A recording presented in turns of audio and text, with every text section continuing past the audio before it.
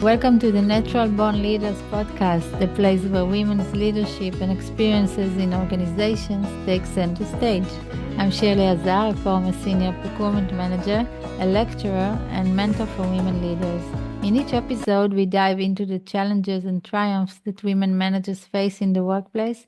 We share inspiring stories about overcoming gender biases, discuss the complexities of balancing career and motherhood, and explore how maternity leave can serve as an opportunity for career growth. Here you'll find practical tools from senior managers and HR experts who will guide us on how to promote and support women in the workplace. Alongside authentic female experiences, we shed light on what it truly means to navigate organizations as women. Together, we are building a community that helps women advance into senior roles and become part of decision-making processes in organizations. And today, I have the honor to host on my podcast Michelle Lee, who is the Chief Marketing and Sustainability Officer in Nilit, who has spent over the past 20 years, even more than 20 years, in multiple areas like product design, merchandising, marketing, and business leadership for global brands, including Adidas, Reebok, and Gore-Tex. Michelle, good evening. It's Shirley, very nice to host you here on my podcast. thanks, Shirley. It's great to be here. Thanks for inviting me to do this. I'm very excited about this discussion. Yes, me too. And we have to say to our audience that Michelle and I had the pleasure of working together. So we've had a few years, I think about 2 or 3 years that we worked in the same company. I have to say Michelle was the the addition to the management that brought finally a woman, a very capable woman, to the Yay. management room, which was exciting for me as someone who's a strong advocate for women in the workplace and altogether in general. So let's start, Michelle. I want to start right away with asking you about a moment that I think was really meaningful in your, let's say, journey in life and also in your career. And I remember you told me about the time where you had to move with your family from Canada, where you grew up, to the United States. And I was wondering how this, let's say, sharp transfer met you as a woman, first of all, as a person who has to build his career, and also as a mother, and also as a wife. So how this transformation made you feel? How did it feel for you in all different aspects of your life? Can you share it with us? Yeah, it's a great question and a big question. Yeah, I'm I sure. would say that moment in time, and that was probably about 7 years ago now, Wow. where we made the decision to move to the US. Like you Mm-hmm. said, from Canada. I had spent all of my life in Canada. We grew up there, my whole family. I have my twins there as well. So when we made the decision to the US, it wasn't just for work. Um, Ah, okay. for me, it meant switching careers or switching companies. Oh, But it also meant that we were leaving behind everything we knew, not just from the work side, but all of our family was in Canada. All of our friends were in Canada. So wow. it was a big decision to move to the US. And not to mention from our side, for my husband and I, but also for my twin daughters, who at the time were 15. And you can Wow. imagine being a teenager is hard enough, but also moving countries, moving schools, making new friends, trying to figure out life again was very difficult at the time, But I would Michelle, say. what was the primary motivation for this move? So it was for my career. So I was offered a leadership role as a business leader for consumer garments at Gore. So they Okay. make the Gore-Tex apparel. Mm-hmm. So for me, it was a great opportunity from a career standpoint to move Yeah. up, just to get more awareness and exposure in terms of learning new things and also taking on a global role for the first time too. Ah, So wow. it was a great opportunity, but it definitely came with challenges. I will say Yeah. that. So, and tell me, first of all, I have to say it's an exciting challenge because you are given an opportunity to make a serious leap in your career on one hand, but then on the other hand, you have your family and having two, let's say, teenagers that probably took it the hardest out of the entire family, and explain to them such a motivation. I want to look at it from a perspective of empowerment to women because I think as a role model to them saying, I know I'm your mother, and your wellness is very important to me, your well-being, but I have an opportunity here Yeah. to really expand my career in a meaningful way, and this is important too. So, how do you view it in terms of what the message was to your children? Yeah, I think the message, I mean, it was difficult. I'm not going to say it was super easy. When we first told them, it was very difficult. I think, they were both obviously upset as I would have been too. Yeah. Um, and even, the move came with challenges too, and, just trying to figure out how to do things in a new way. But I will say now that, we're 7 years here, and when I look back at where it brought them, it's been amazing to Wow. see. Like right away, we got them into sporting events. So rugby is their sport. So we found a private club that they were able to join. And, through that, you would see that their confidence just kept growing and growing and Wow. growing. And, they went away to university here. So they've just finished university. They've come home. And it's amazing. Even, my family back home, my mom or my mother-in-law will always say, it was so hard to see you guys go, but it was the best thing for the girls. And I see that, that Wow. confidence to start over again and has Yeah. just really changed As a who they life are. lesson, I think this is one of the strongest presents you could have given them. Yeah. And I want to ask, what was your, let's say, your biggest fear before you moved, and did it materialize, or did you find out that it was not reflecting the reality you will meet later on? Yeah. I think I had a few fears. I mean, first and foremost, you worry about your family and are they going to adjust okay? And, Yeah. what's that going to be like? But I also remember at the time thinking, what if we absolutely love it here and I hate my job? What do we do then? Right? Because I was here Yeah. working for Gore, and fortunately I can say that wasn't the case. I mean, I was very fortunate with the role that I had at Gore and the people that I met. So that wasn't the case. But I think, for the most part, our fears that we had, we were able to overcome them. I think, it made us stronger, I would say, as a family As a too, because family. you're all experiencing something together, Yeah. which Tell is me, are pretty there cool. any serious, let's say, cultural differences between Canada and the US as you experienced Yeah. them?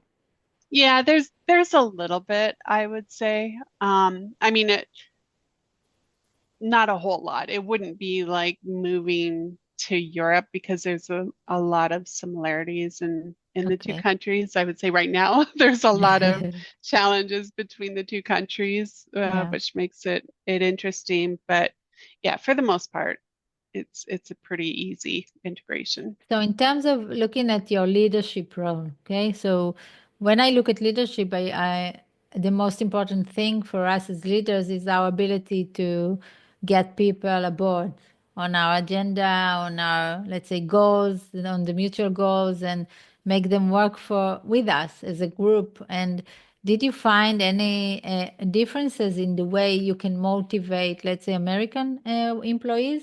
Compared to how do you motivate Canadian employees? I would say there were differences, and I'm not sure if it's because of the different regions or if it's Okay. more because of the position and the people around me. And I think I say that because prior to moving to the US, I worked for Adidas for many years. I was there for 17 years, and they Yeah. were like a family to me where we all kind of grew up together in this Yeah. company. And I feel like there was a lot of, when you did move up, there was a lot of celebration for that, right? And a lot of respect for that. And, people would understand your leadership style and they would listen and contribute Yeah. in ways. And moving to the US, I will say, was a little bit different because it was starting brand new, right? Hmm. Not knowing anybody there. Um, and I think, I did learn a lot through that experience where it was then dependent on, okay, what skills do I have to bring Yeah. people together? And it was more, what I've learned over the past many years is how important listening is. And, Yeah. getting people to collaborate, you have to listen to them and you have to understand what are their biggest concerns and challenges, and then how do you address it together. So Definitely. yeah, it Yeah. was just evolving what I had already Yeah, learned. I definitely agree. I think that listening is one of our, let's say, superpower as women. I know there are men who are also great listeners. My partner is one. Yeah, But when we look at, let's say, the organizational world, and we see many vice presidents and CEOs that are men, I can say from my experience, especially in Israel, since we have like the military in the background and many of them come from rich military, let's say, service, they also bring a very masculine hmm, tone to their leadership, but not in a good way, because the masculine tone can be very positive in terms of, taking risks and aiming high and things that come natural to men. But I've also met throughout my 22 years in the industry many times where the male leaders lacked the listening abilities, and therefore the ability to motivate the team or to get out of the team, to get the most out yeah, of the team. I think this is the biggest loss for the organization. When we don't listen, we miss out on so much. So I totally agree with you that listening is a superpower for a leader. hmm, And I'm not surprised that this was your way to, let's say, connect and bring them together and basically turn them into a group that works for mutual goals. yeah, Because I totally see it in a similar way. I yeah. was wondering, Michelle, I'm not so familiar with the world of, let's say, marketing and global brands. Is it considered to be like a masculine field of work, or are there many women there in top positions? Can you tell me a bit about how does Yeah. gender play a role in marketing? It's great question. I would say on the marketing side, my experience has been that it's been more the opposite, where you see a lot more females in Ah, leadership roles okay. on that side. So I would say though in some of the other roles I've been in, the last one that I was in as a business leader for Gore-Tex apparel, it was the opposite, right? Mm, So I marketing has been my focus throughout my career, but as a main role, it's only been the past few years. So prior to okay. that, I was working in roles that traditionally have been more male dominated, and not just roles, but industries as well. I came from sporting goods where, when I started there, the entire leadership team was male. And that's kind of how I learned how I entered the workforce, right? So it was a Yeah. completely different time than where it is today. But I would say, um, yeah, throughout my career, I've had different areas where, Yeah. there has been more females or males.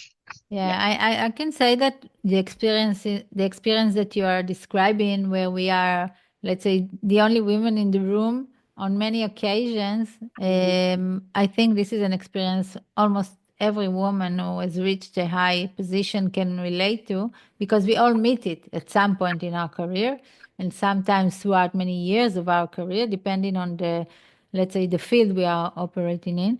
And I want to ask you, when you look at it from your side of the world, from your experiences in the US and your experiences in Canada prior to that, what would you say, let's say, is the biggest obstacle for women? Why aren't there more women next to you in the table when it comes to business leadership?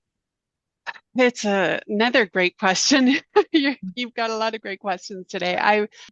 So I would say, I don't know. this is based on my experience, where maybe there's not more women at the table because it's harder for them to be recognized as strong contributors in the setting. So, for example, in what I've witnessed over the years and over my career is that women would advance more if they had more of an opinion and engaged more as well. And, sometimes that's not always the case, and women aren't always given that opportunity, and sometimes are overlooked and not able to have the seat at the table. That's kind of what I've experienced over the past 20 Yeah, years. and I think it's a really interesting point what you are bringing up, because I think it has two sides to it. I think one side is basically the organization itself, the men or lead the organization. They don't always give the women the opportunity to be Hmm. heard. And the second part of it, I think it's an internal part for us as women to insist on receiving it, because Yeah. you and I both know that in many scenarios we are not given enough time to speak, or we're not given the opportunity. We need to ask for it. We need to insist on it. Hmm. We need to demand it. I strongly say demand, Yeah. because we will not be given it. We will not be granted this opportunity very easily. Sometimes we will, but on many occasions we will not. So unless we insist, unless we demand, change will not come so easily. So I think if I want to say, let's say I want to convey a message to women who are listening to us, and are maybe at the beginner stage of their careers or middle stage. So I want to say on both of our behalves that unless you mark where you want to reach, and you really put an effort into it, and you demand to be heard, and you look for opportunities to be heard, and you ask for them really strongly, and not don't take no for an answer. Hmm. So I think this is the part we have to take the responsibility for. And on the other side, yes, there is also the male participants, let's say, around us, that are not always giving us the opportunity, even if we ask for it Yeah. very strongly. I I completely agree. I had one of my favorite leaders, I guess you could say, um, was a number of years ago, and I'll never forget the advice that he gave me. And he was more than my leader; he was my mentor and helped me in Yeah. many different ways. But he said to me, when you get in that group setting, be the first one to talk. He Mm. said, be the first one to talk, because then people will recognize that, okay, she has something to say, and we're not going to leave her till the end and then just ask the questions. And I thought that was super interesting because it forced you to get your thoughts out before Yeah, others, it's a right? really good advice.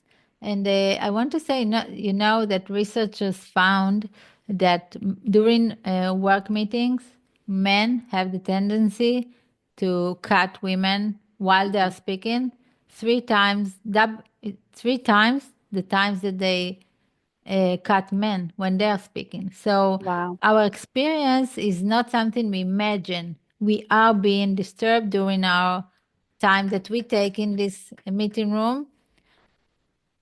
Yeah, today We have a we guest. have many surprises here today. This Lots is of not. animals around. But it's okay. We love them, so no Yeah, problem. So absolutely. I think it's important to know these numbers, and I often talk about it in my lectures to women, because sometimes we tend to minimize the biases against us, and we tend to Hmm. say no, everything is okay, but not everything is okay. We do find ourselves times and time again in settings where we are not given equal, let's say, equal time or equal treatment like the men Hmm. around us get. And this makes the advice you gave you, and also what we discussed earlier, much more important, because we are Yeah, not starting from the same place. We are starting exactly. always from a lower starting point, and then we have to work much harder Yeah. in order to gain this appreciation within the organization.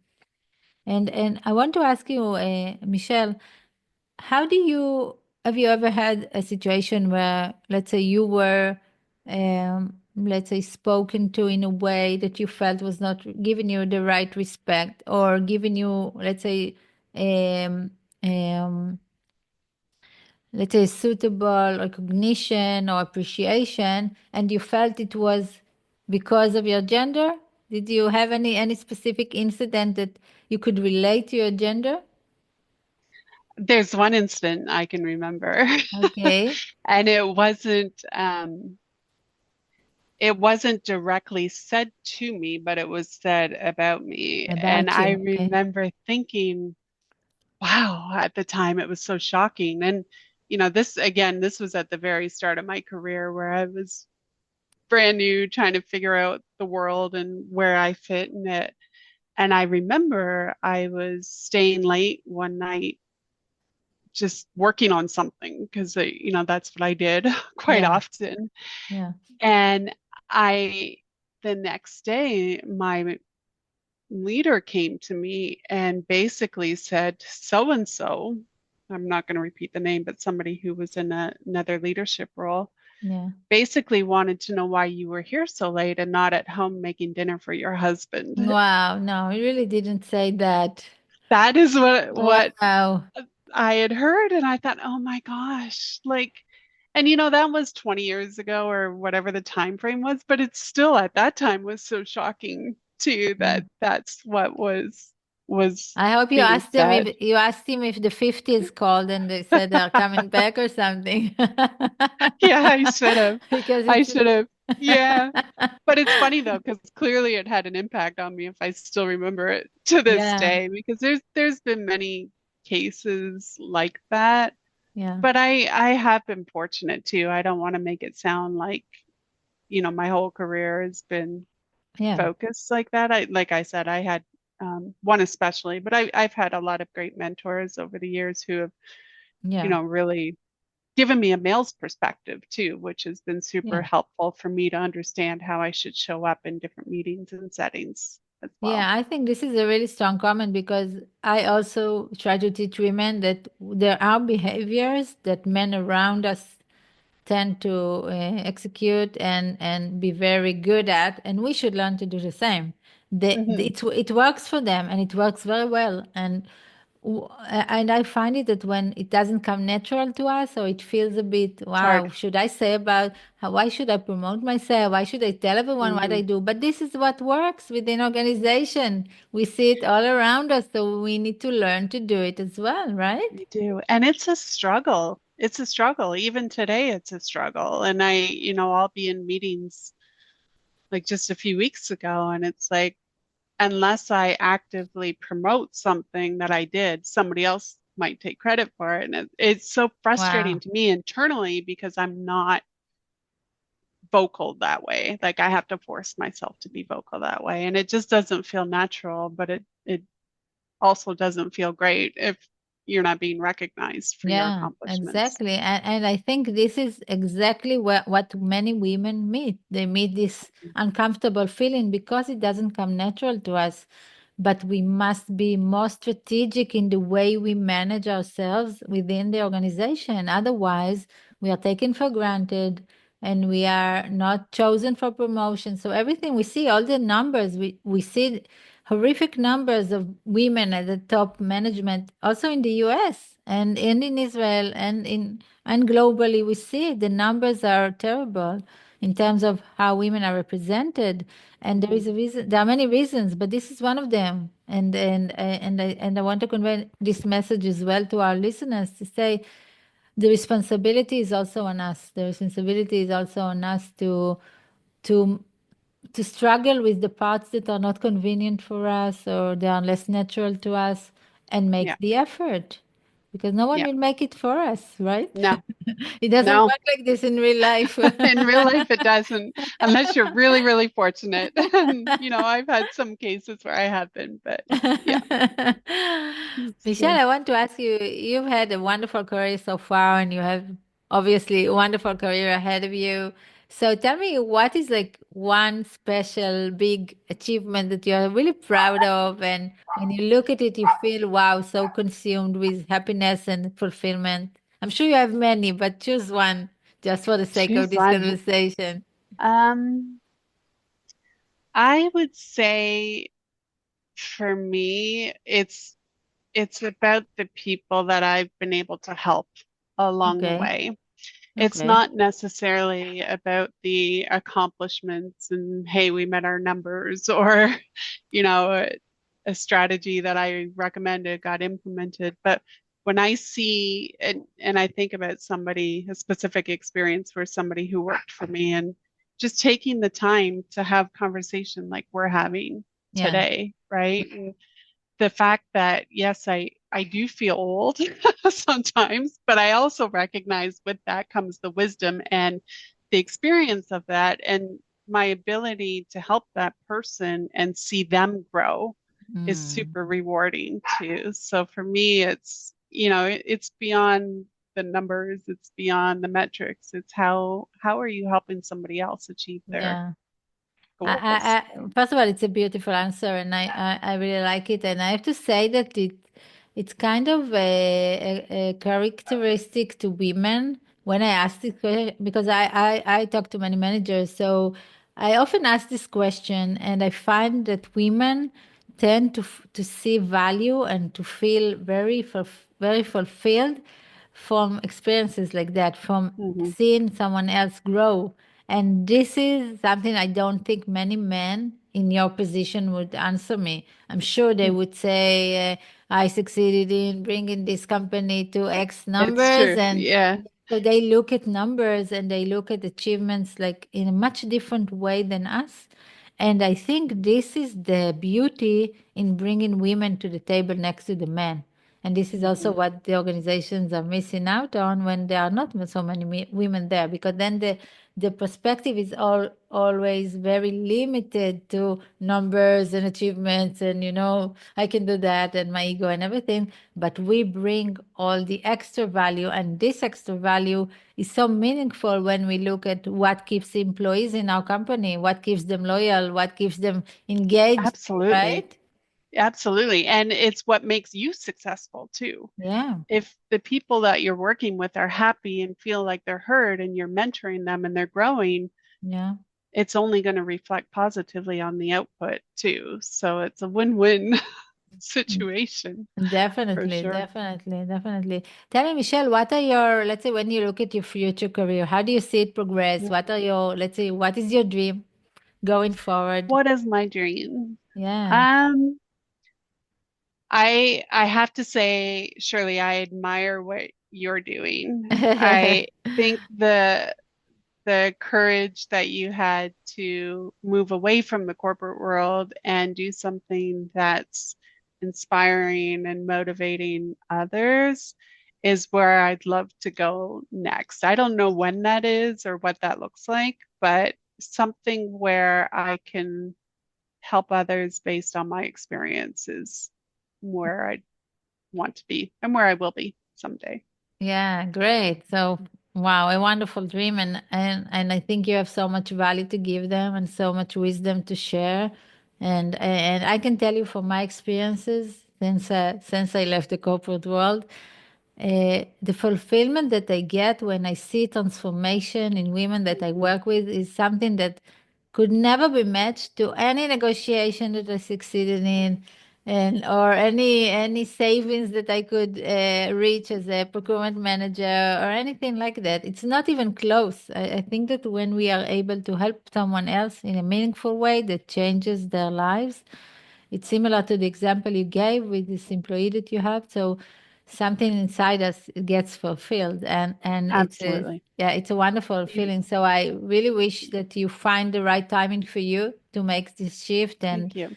and go for it, because I really it's too much. Let's say it's a happy way to live, doing It something is that you for are sure. Yeah, emotionally connected to. Yeah, great. absolutely. When you find your purpose, right? And if your Yeah, purpose great. is helping others, it Yeah. works well. Tell me, Michelle, when you look at the, let's say, the marketing world today and also the business world today, what do you think is the biggest challenge for an organization in order to succeed? Because we see so many powers in place that were not there, even not even 5 years ago. We see political powers, we see many trends that are like rewinding the clock many years back in different aspects, also in gender aspects, but also in other aspects. So, what do you feel is the biggest challenge now?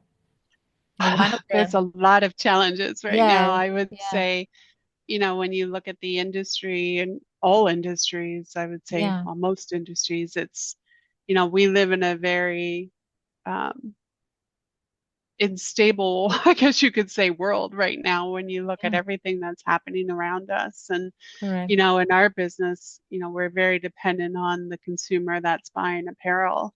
Yeah, And that isn't easy right now when, different parts of the world and here in the US, there's changes to the administration and, yeah, the concern on some, not everybody, but some people have concerns about spending and are holding back. And I think where I thought you were going to go with this question is more on, what changes do you see happening as well? And, I think about other external influences like AI and the impact that that's going to correct. have is going to be positive, but there's going to be a lot of negative that comes with that too, right? And Yeah, you it's think these things there are that we're negative still, effects also? I Like think what? so. What do I you think think? so. I mean, I think it's going to change completely how we do things if, Yeah, you're now dependent on artificial intelligence. They can write a whole marketing campaign for you in 2 seconds. What would take you maybe a month, yeah, right? So the access to information is going to be so much faster, and it already is. I mean, you see the changes just over the yeah, past year to 2 years, and that yeah. is pretty incredible. It's an interesting issue that you brought up with AI because I have to say, first of all, on a personal level, I use AI every day, all I day. do too. Yeah, it's Yeah, it's it's like I just told my partner about a week ago. I told him I'm starting to feel like I'm dependent on it. I know. I've become so accustomed to reaching out to the AI and working with him, like he's my partner as well. So what happens if it goes away or I feel like it's a true dependency like on ways, we used to navigate Mhm. roads ourselves, but now I don't want to navigate without ways, so it's a similar dependency in my It in is. my What experience. happens if it goes away? Yeah. Right? That's the Yeah. issue. Yeah. Yeah, so but I can say that at least from my personal perspective, I think there's a lot to gain, especially as Mhm. women, I because we agree. have a huge opportunity. And I've also dedicated one of my episodes to AI, and I think we have a huge opportunity to let's say overcome some of the gaps we have with men, let's say in the work field, because of AI. If we only learn to use it in a faster way, more efficiently, and also not be afraid of it. And we see that Yeah, women are not adopting this technology as fast as men, and not enough, and not in larger scales. And this is if this continues, if these trends continue, I think women hmm, are only going to increase the gap. We must be on I top of agree. that. We must be on top of that. And what you said is correct. Many of the things we used to work on for when I write presentations, I don't like the presentations the AI is writing. I think they're all generic. I don't like it, but I do Mhm. interact with him to make Get my the work framework. better. Yeah, Yeah, to make it sharper, to make it so. I want him to challenge me. So I think in this respect, it's a good influence. I agree. And I think we should all look at it like this. We got an enhancer for ourselves. We got a way to enhance our productivity in 30%, 40%, I don't know. So I completely agree. The productivity standpoint, which would sometimes like I use it for, if I'm writing a script or something, it's much easier to put in, okay, this is what I'm yeah, looking for. And you get this amazing thing that would otherwise take me hours to think, yeah, oh, is it right? Is it wrong? And then, it's obviously you need to make your adjustments to it and yeah. customize it and that. But just the starting point is so much further than me doing it on my own. And, Yeah, but and as you, as a leader, let's say when you look at working teams, because it does have an influence, and it will have an influence going forward. The influence will only increase in terms of how many employees do we need in a I team, know. especially let's say in your field. Uh, does it have an influence on when you look, when you calculate how many team members you need per specific region or per specific project? Do you take this AI issue into consideration when you are Yeah, I calculating it? think, I mean, in my current role, you're always thinking about it, right? I would say marketing as a whole, I think is going to be one of the areas that is significantly impacted by this. And, you mentioned just doing presentations, or I Yeah, mentioned scripts, or, yeah, marketing campaigns. You can do it so much faster through AI yeah. than what you would normally outsource or need a team for. So I think it's going to have a massive impact on the marketing industry Industry as a in whole. general. Yeah, Hmm. yeah. Yeah. And the interesting, I think the interesting part will be to see where it can take us, you know? Yeah. What do we still don't know that is even possible? Because I'm sure we will Yeah. find out. Yep. And I agree. I understand what you said at the beginning about there is a bit of a concern when such a powerful technique is in place and it's also progressing so rapidly. We are not used to it. And if you look at the history of mankind, we are not used to rapid changes like that. Hmm. And I think this is the scary part that we don't have time to adjust. And we don't Yeah. have time And think to about the understand the current fallout. situation, and then it changes again in a week. So already it's It's not, true. yeah. It's true. And the impact on people, like you Yeah, said too, right? yeah. We don't know where it's going to go. And Yeah. it's So, I heard some research about the US and they talked about something like, I think it was 60 million Americans or something like that, that were about to, let's say in the not so long future, have their jobs like become irrelevant to the new, Mhm. let's say, work environment because of AI. And they spoke about the serious concern in the US from this technology, from adapting it because of the projections of the meaning Mhm. it has to the workplace. Do you find that, let's say, your employees or people that you come across in conventions, do people talk about this concern going forward? So I haven't had it addressed as a big concern to this point. I think those of us that have adapted to it, like we use it a lot. I think there's still a lot of people out there that don't use it, right? They think, oh, that's something that's down the road and, it might be a few years out, so I'm not going to think about it right now.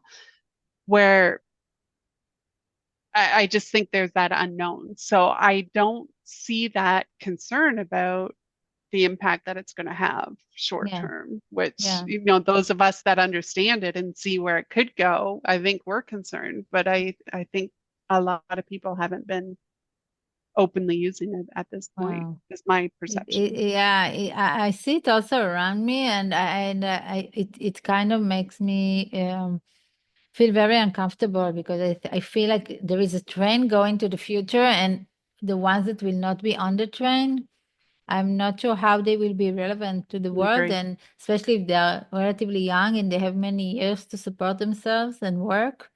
Yeah, I think it's a big challenge, and I hope they do come around and they do get on the train I because agree. we all must be on it. There is no other way, especially as women. Again, I have to say Yeah, we must be there because otherwise the situation for us will be even worse. We see it we every step time. back. Yeah. I agree. Tell me, Michelle, when you look at your, let's say, your leadership throughout the years, what you spoke about listening before as your one of the strengths that you had as a leader. What would you say, let's say, enables you when you look at your life and your childhood and everything?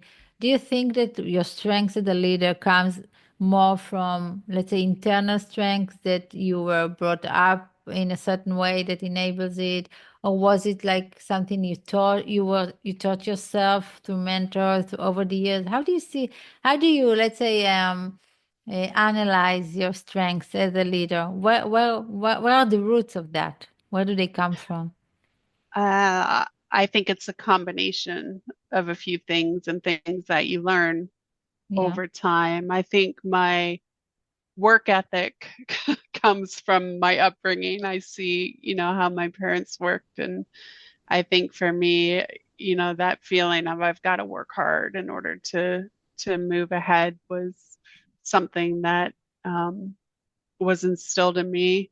And I think, some of my experiences and feeling maybe I haven't been heard has made me realize that, okay, this is something I need to make sure that I'm living, right? If I'm feeling like that, I want to make sure that others aren't. So it's through experiences like Yeah, that I think is part of it.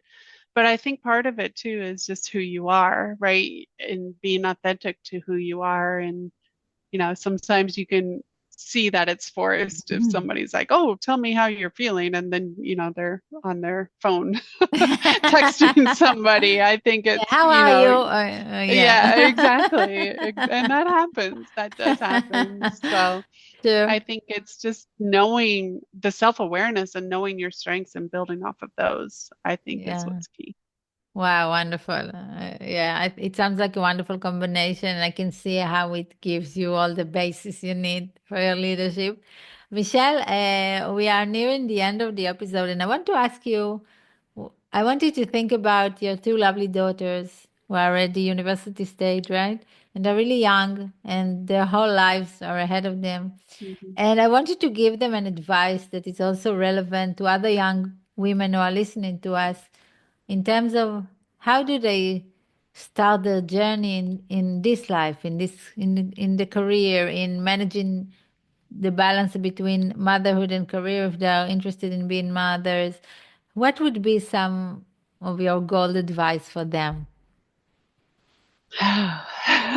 It's a big question, I know. We It can is a give them big many question. It's a advices. great question. Yeah. And but when I think about my girls specifically and I think about where they're at and they've both graduated and, starting their careers, and I feel like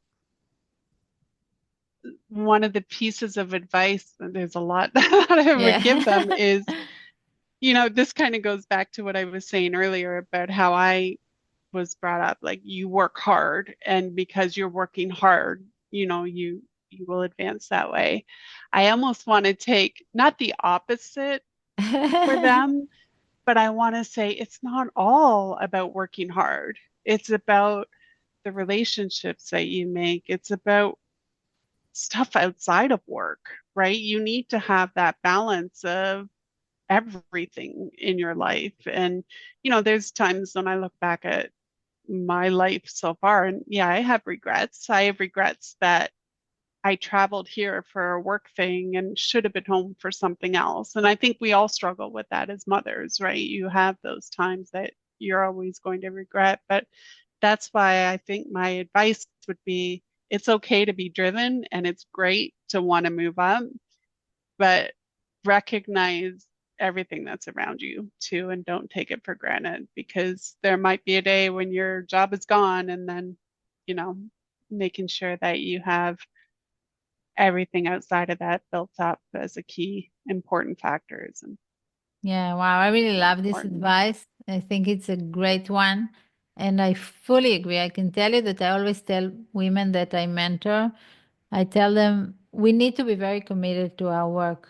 We need to do our best. We need to make an effort, but we need to be very conscious about the choices we make, about the Yeah. sacrifices that we make. Because similar to what you experienced, I have experiences with my oldest child that I missed out on, and I Hmm. cannot relive them Get now. that back. Yeah, I can never get them back. And looking back, it was not the right choice for me. I thought it Hmm. was, but as a mother, I would have preferred to be with him back then. Yeah. And I think that on one side, I try to be very compassionate also within. And also, Yeah. I tell other women we need to be compassionate because we cannot not always make the right choices. But when I have the opportunity to give advice to someone else, I always tell them, look at this choice that you are making from other perspectives, not just Hmm. now, not just look at it from a few years in the future. Will you Yeah. regret missing out on that or making this choice? And I totally agree. What stays with that are the relationships, like you said, the family that we build, the friendships that we build. Workplaces come and go. We leave them at a Mhm. certain time, and then we move on, and all is well. This is the nature of the world. But the Yeah. family and friends, this is what stays with us. So Yeah. yeah. Yeah, and I love what you said about giving yourself compassion because I remember when my kids were little and having twins. I don't remember a lot about the first year or 2 years of their lives, but I do remember at one point I was so tired and I just remember thinking I should be playing with them. And I know in the future I'm going to regret that I'm not there playing with them. But I said to myself at the time, remind yourself in the future just how tired you are. Like, give yourself that break and say, you could have played with them, but you were exhausted. And, Yeah. giving yourself that compassion and thinking it's okay that I couldn't do it all. It's Yeah. okay. You Yeah. can't. So Yeah, just definitely. I accepting think it. this is our life's mission as women in this world, to remind us that all the time we are not superhumans. We Exactly. think we have an unlimited capacity to everything around us, but it's not. We are only one person with one body, and we are doing our Exactly. best all the time, more than our best. So, yeah, Exactly. I think many women can relate to what you just said. Yeah, And definitely. it's amazing that the experience you just described so well is a universal one. It's Yeah. not, it doesn't depend on which country we live in. We all share it. So it's amazing. Everybody has it. Yeah, That's true. great. So Wow, true. Michelle, it was such a pleasure talking to you. I'm so glad we Yes. decided to Me have this too. this call. Thank you so much Yeah. for your time. It was really a Thank you. pleasure for me. Thank you, Shirley. A pleasure for me too. Great. Okay. That's all for today's episode of Natural Born Leaders. I hope you found points of connection, insights, or tools that can assist you in your personal and professional journey. I invite you to share this episode with friends and let me know what resonated with you most or what you'd like to ask or hear about in future episodes. If you'd like to continue the conversation, feel free to visit my website, send me a message, or even suggest yourself for an interview. Together, we'll keep building a strong community of natural born leaders, women supporting one another, growing and succeeding together. Thank you for being here and see you in the next episode.